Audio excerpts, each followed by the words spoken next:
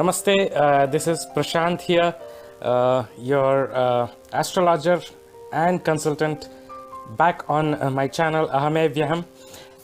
Today is going to be a very interesting episode in continuation with the previous one titled Misconceptions about Kalki and Kaliyuga. So this is part 2 in the series where I'll be delving into Medini Jyotish or some mundane predictions.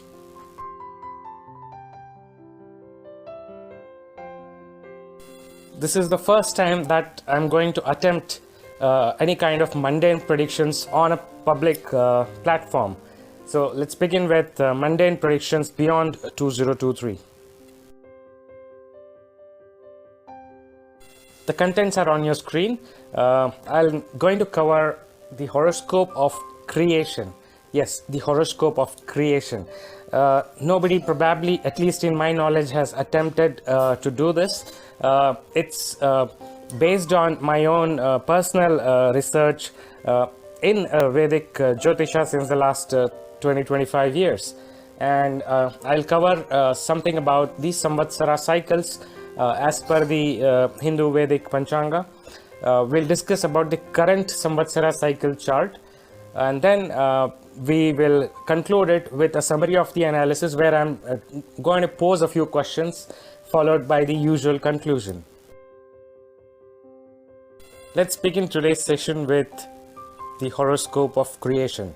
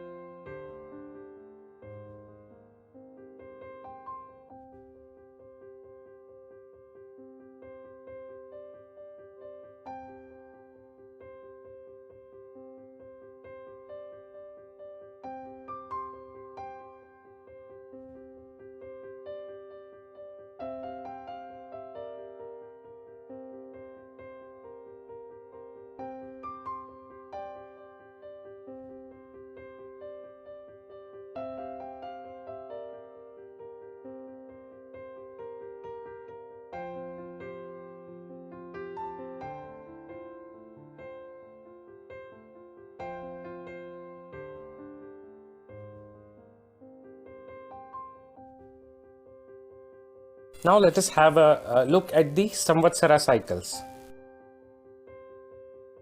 For those who are practicing astrologers or students of astrology, and those people who are interested in Vedic astrology or even the Vedic culture or the Hindu way of life, you'll be aware that if you have ever seen Panchangam or the Vedic ephemeris, there is something called as Samvatsara, and there are 60 Samvatsaras that are defined as per our Vedic Panchanga, which is listed out in a tabular format on the screen. And each of these Samvatsaras, of course, there's a great deal of research that was done by great astrologers of the previous era, and this table is based on what was finalized by Varahamihira. So the first 20 years is represented or headed by Brahma, the creator. The next 20 years is headed by Vishnu, the sustainer, and the last 20 years are headed by Manushya, that is the destroyer or the destructor. Now, mind you that the lordship here only indicates the seeds, so not to be confused with the names. That is, the first 20 years of Brahma doesn't mean that only creation is going to happen, or the next 20 years of Vishnu doesn't mean only sustenance or development is going to happen, or the last 20 years of the 60-year cycle would not mean only destruction is going to happen. It just means that the nature of the events would sow the seeds according to the lordship. So in the first 20 years, the seeds for creation would be sown, and likewise for the other two sections, the seeds of development and the seeds of destruction. So this is the basic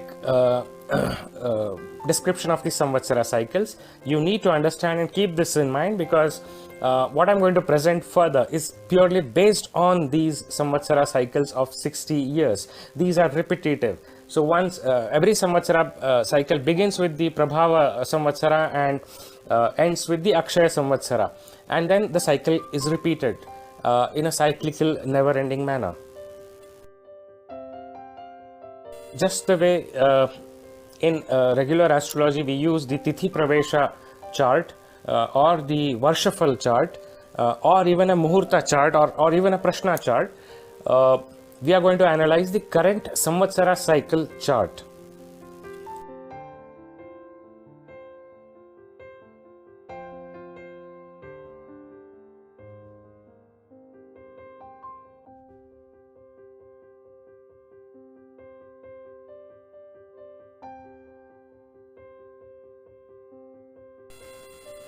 On your screen, there are three different charts along with their Navamshas, respective Navamshas. The first one represents the Brahma period, the second one the Vishnu period, and the third one below represents the Mahesha period. So in each of these charts, depending on the commencement of the Hindu New Year or the Vedic New Year, the ascendant has been fixed, and the position of the planets at that particular point of time. And I have considered Ujjain as the location for all calculations, because as per our Shastras, Ujjain was considered as the center of the earth. So I would stick to this location as far as all of these mundane predictions and calculations and predictions are concerned. So you can see there's also a small table given on the right hand side, which shows the Samvatsara cycle commencement years for the last 11 Samvatsara cycles. So it runs from, say, 1927 till it goes back till 1357. So I've listed out all those. For those who are interested in this subject, you can actually cast the charts for each of these years, whether it is the Brahma period, Vishnu period, or the Mahesha period, and try to analyze the events that occurred in those 20-year periods, so that you can get a grip on what I'm trying to convey over here. So coming back to the current Samvatsara cycle chart, if we consider the commencement of the entire 60-year cycle, it is 29th March 1987 at around 8 o'clock in the evening at Ujjain. Here the ascendant is Libra, the ascendant lord is placed in the 5th house, and you can see the configuration of the other planets. Likewise, I've casted the chart for the Vishnu period and for the Mahesha period. Now currently, right now, we are in the towards the end of Vishnu period, because as you can see, the Mahesha period is going to start from 7th April 2027 at 4 hours 20 minutes at Ujjain. So we are going to analyze each of this and try to infer certain kind of prediction. And what is all of this based on? To know this, you will actually have to read my book Svarbhanu Rahasya Role of Nodes in Destiny, because most of my predictions are based purely on the nodes. So the points to consider here are the placement of the nodes, that is the Rahu and Ketu, their house or sign dispositors, the nakshatras that they are posited in, the lords of those nakshatras, that is the nakshatra dispositors, then Bhrigubindu from Rahu and Bhrigubindu from Ketu. So all of these factors have to be considered before doling out any predictions. That's the method I use, and I have covered this in my last few videos. Let us have a look at some of the past events. Now, what I'm going to analyze or present over here is a very high level kind of predictions which will enable one to understand which direction the world is heading. So this is not specific to any country or any group or nation or society or caste or religion or whatever. This is about the entire world. Remember, I started with the horoscope of the world. So what I'm going to cover is only the salient events which indicate the direction that we have headed and we are heading. So as far whether it is past or the future, I'm going to cover only the things at higher level. We'll cover minute level predictions maybe at a later date. But first, let me try to convey the technique and the method that I'm using. So those of you who really want to understand this, you can always go back, pause the video, look at those horoscopes or take a screenshot, and then compare it with the past events that are displayed on the screen right now. So what are the major occupancies in the current Samvatsara cycle Brahma and Vishnu chart? So I'm talking about the past, right? I'm not talking about the future as of now. So Jupiter and Saturn both cover Jala Rashis as well as Uttar Disha or North Rashis, that is Cancer, Scorpio and Pisces, that is Karka, Vrishika and Meena.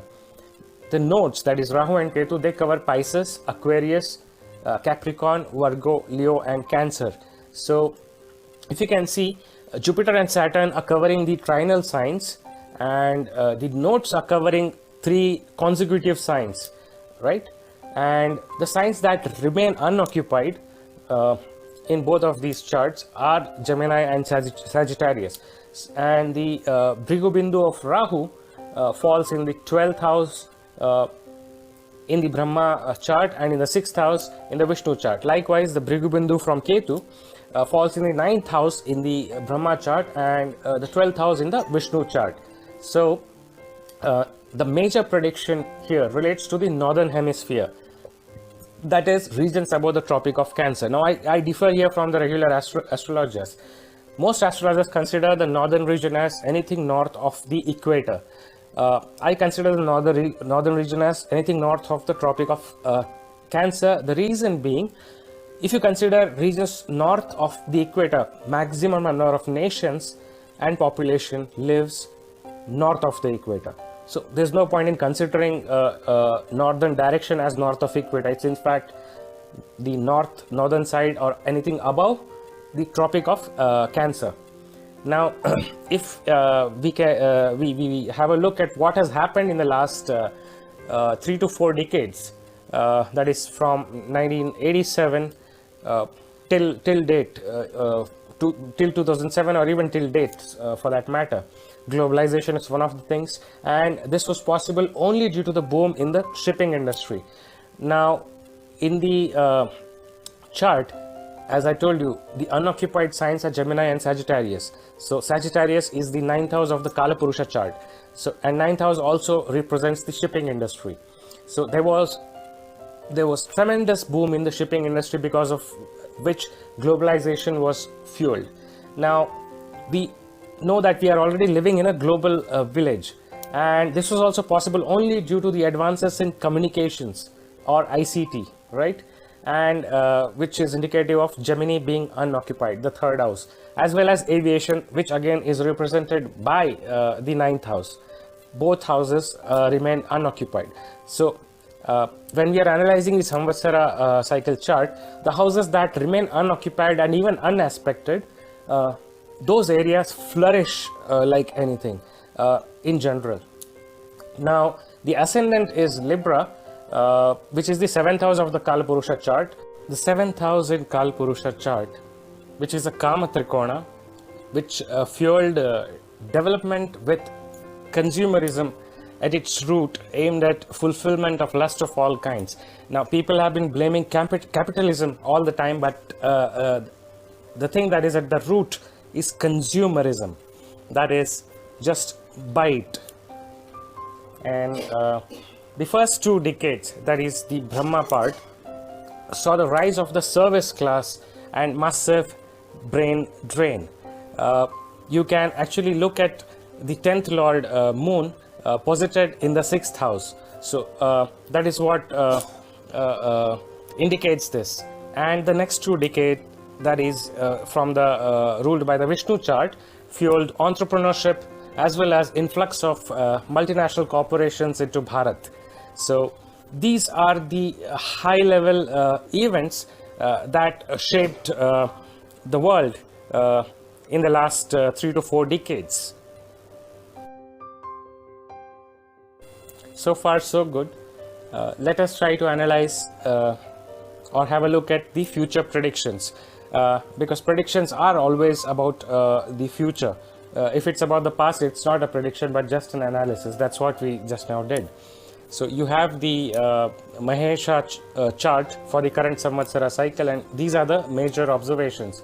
The ascendant is Aquarius, which is occupied by the Yogakaraka Venus, and the ascendant Lord Saturn is placed in the 2nd house in Pisces. The Bhrigubindu of Rahu is in the ascendant, and the Bhrigubindu of Ketu is in the 4th house, that is Taurus. Now, if you have followed my technique through my last few videos, or if you have read my book Swarbhanu Rahasya, you will know that I use a process of elimination. So here are the 9 out of the 48 elements. What makes 48? The 27 nakshatras or constellations, 12 rashis or zodiac signs, and the navagrahas or the 9 planets. Together they form 48 elements, and there are various permutations and combinations which determine the future. So here 9 out of those 48 have been selected, which are basically Aquarius, which is the ascendant lord, as well as the Bhrigubindu of Rahu falls in Aquarius, the Bhrigubindu of Ketu falls in Taurus, Dhanishta, Rahu occupies the nakshatra of Dhanishta, and Ketu occupies the nakshatra of Aslesha. Saturn is the Rahu Rashi dispositor, and it's also the Bhrigubindu of Rahu dispositor. Mars is the Rahu nakshatra dispositor. Mercury is the Ketu nakshatra dispositor. Moon is the Ketu Rashi dispositor, and Venus is the Bhrigubindu of Ketu dispositor. So all of these planets, they have a major say in the events for the next 20 years beginning from 2027. And a few basic predictions are listed on the screen, which again are at a very, very high level. This is, let me clarify, this is not about any particular nation, region, country, caste, creed, religion, geography, demographics, etc. These are just basic predictions using my technique to give you a very high level idea of where we are heading, where the whole world is heading in the next 20 years or 2 decades. So we are going to see continuous conflicts worldwide on religious as well as geopolitical reasons. There would be decline of several international organizations. They would either be disbanded, they will crumble, or be transformed into something else. There could be inventions as well as commercialization of newer energy storage systems, or rather battery technology. in which we could specifically see liquid batteries, nano batteries, etc. There will be severe weather vagaries, including land, water, and air disturbances. More on this at a later date. And there's going to be a destruction or probably a metamorphosis of the existing banking system altogether. Mind you, everyone has to be prepared for this. And last but not the least, there's going to be complete erasure or reversal of the happenings between 1867 to 1987. That is, whatever has happened in the previous two Samvatsara cycles is going to be erased or reversed. How we'll have a look at that in detail at probably a later date. But this is what is the sum total of predictions for the next 2 decades beginning from 2027. Going a step further, what you're seeing on the screen is the current Samvatsara cycle Mahesha chart, which begins on 7th April 2027. Then next to it is the Kalapurusha chart, considering this is the birth chart of Kaliyuga or the Kalapurusha, dated 18th February 3102 BC. And then next to it is the Manthana chart, which is obviously timeless. We actually cannot affix date and time on it. Now, if we analyze all these three charts in tandem, the summary is tabulated just below this on your screen. Ketu is posited in the 6th house in the Mahesha chart. And Ketu Mahadasha begins from October 2034.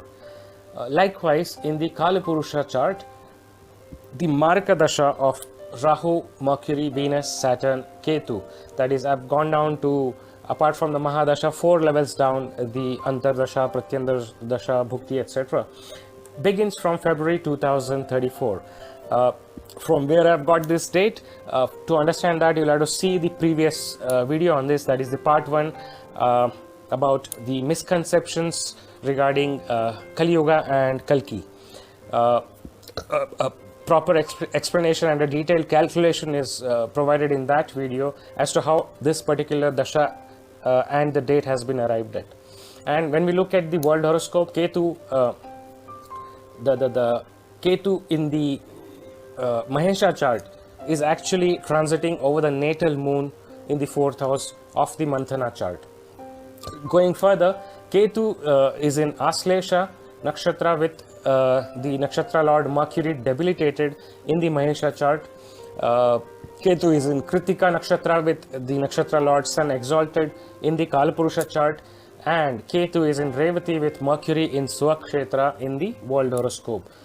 Likewise, Rahu is in the 12th house with the aspect of debilitated Mars in the Mahesha chart. Rahu is in the 8th house with or conjunct with a debilitated moon in the Kalapurusha chart, and Rahu is in the 11th house with aspect of Sun and Mars in the Manthana chart.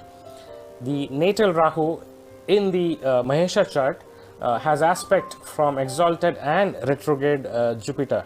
So that's a very, very strong and powerful aspect over there.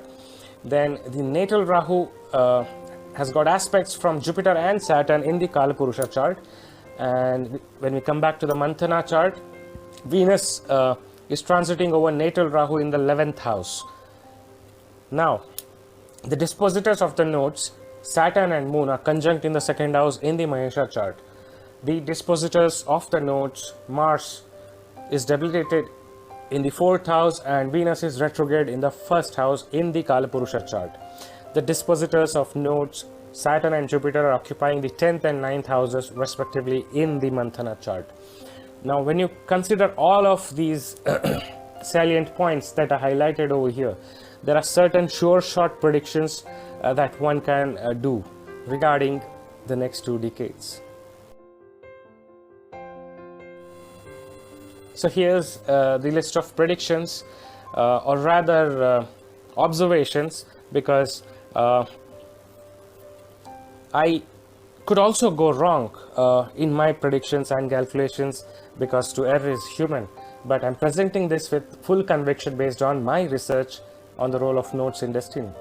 So the major points regarding these future predictions are that the major predictions by most astrologers will go incorrect. The reason being, as per the Manushya chart of the current Samvatsara cycle, it will begin with Mercury Mahadasha. And if you see the placement of Mercury, Mercury is in the second house, which is Nicha or debilitated. And even in the Navamsha, Mercury is in the seventh house conjunct Rahu.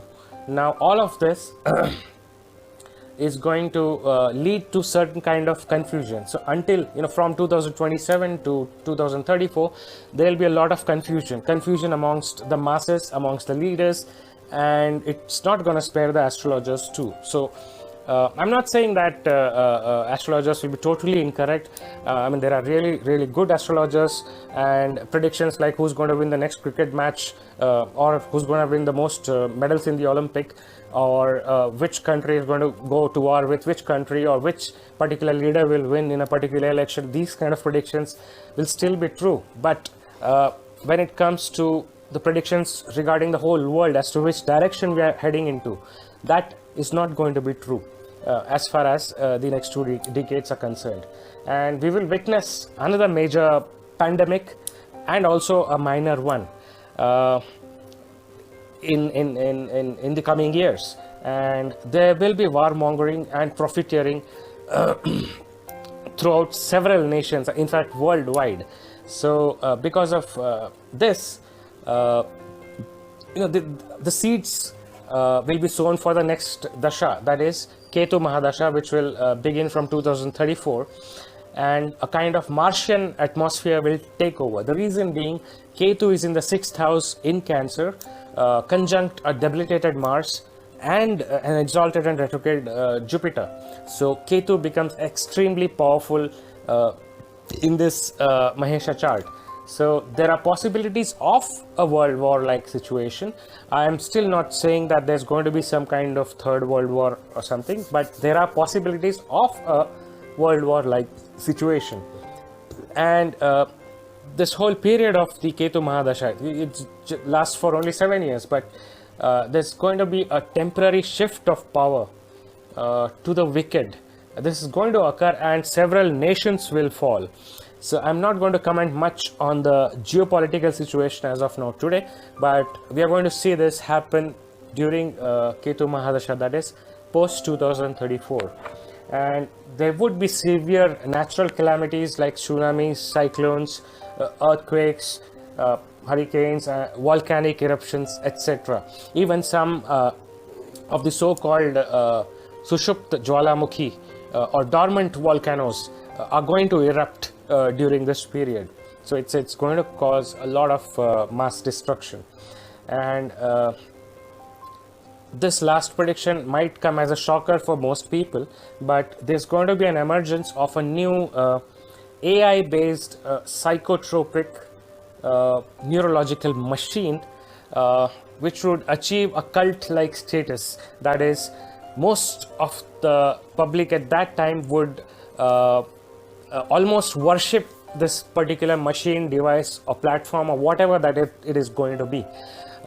This is one of the unexpected things that's going to happen during the Ketu Mahadasha post 2034. I hope you guys have been able to digest the predictions doled out. Mind you, these are just very high level predictions. I have not gone very much into depth, and let's conclude this particular session today.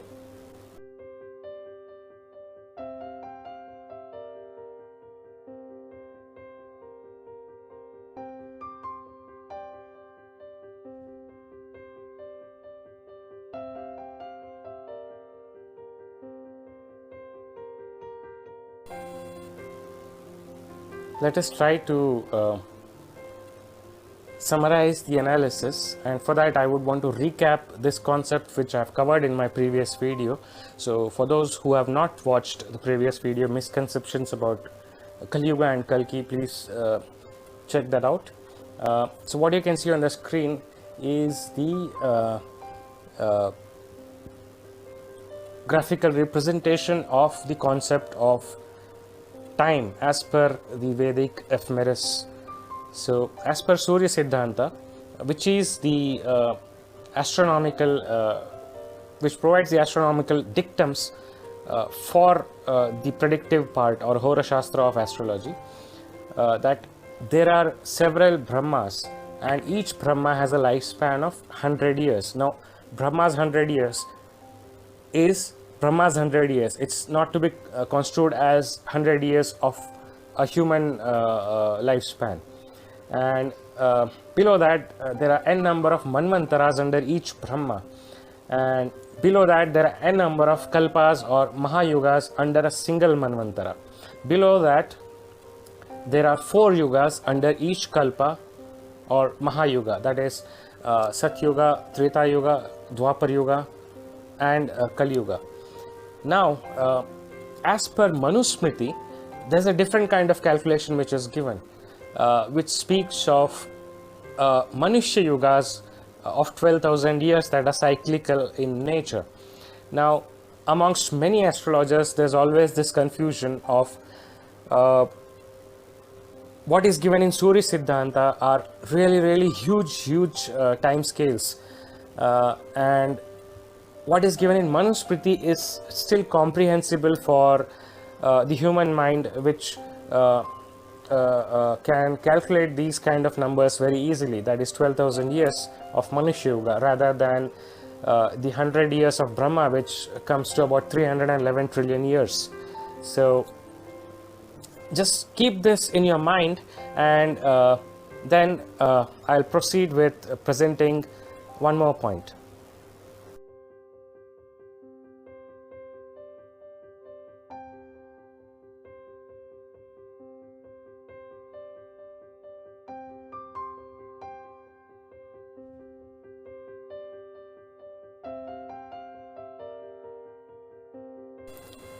Why are we doing this analysis? For the simple reason that there has been a lot of scaremongering in the last 2-3 years about the ending of Kaliyuga and the advent of Kalki and Mahapralaya and etc. So that's the reason I want to open up this discussion with learned, renowned astrologers, students of astrology and all other lovers of astrology and whoever is interested into this subject. So when we have a look at the Manushya Yugas or Manusmriti Yugas or Mini Yugas as I prefer to call it, I'm trying to find a correlation between the concept presented in Surya Siddhanta and that presented in the Manusmriti. And based on that, the pie chart is there on your screen, which actually represents 24,000 years, that is 12,000 year cycle is only half of it. The way the time is, that is, it is cyclical in nature, or rather sinusoidal in nature. So there's a wave which goes like this, as in crests and troughs followed by each other in a cyclical or never-ending fashion. So I will explain this concept in deep probably in the next video, that is part 3. But as of now, let me put this across that there are 200 cycles of Samvatsara. Now coming back, linking this with the Samvatsara, each Samvatsara is a cycle of 60 years. So 200 such cycles of Samvatsara make up this 12,000 year cycle of Manushya Yuga or Manusmriti Yuga or Mini Yuga. And to complete the circle, you need 2 such sets. So 12,000 plus 12,000, that's 24,000 years of Mini Yuga cycle. Now if we try to correlate this with the existing accepted knowledge that we have, that in 3102 BC it was the start of Kaliyuga, which is part of the Kalpa Yuga as per the Surya Siddhanta.